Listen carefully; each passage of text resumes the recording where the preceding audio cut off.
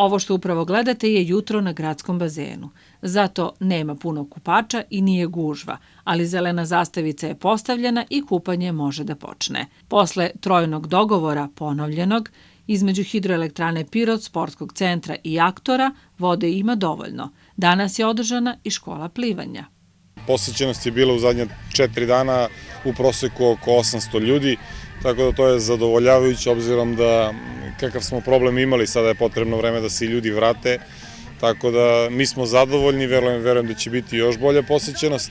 Od juče su startovale opet školice plivanja i vaterpola, dečica dolaze, nije u broju kao što je bilo na početku kada je otvorena školica, ali kažem i njima je potrebno vreme da se vrate, tako da biće sve u najboljem redu. Jutro su radili isto čas plivanja, tako da je to bilo vrlo zanimljivo videti.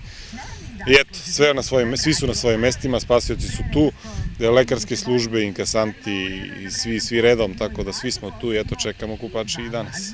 Zavod za javno zdravlje redovno ispituje kvalitet vode i on je, kažu nadležni, dobar.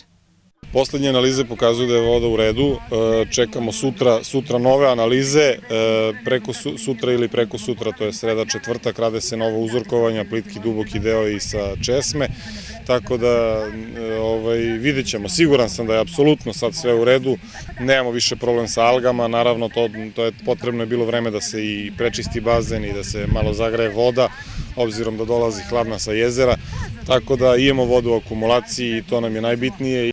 Još nedelju dana najavljuju iz Republičkog hidrometeorološkog zavoda visoke temperature, preko 38 stepeni Celzijusovih u hladu. Pravo vreme za osveženje, za kupanje i rekreaciju.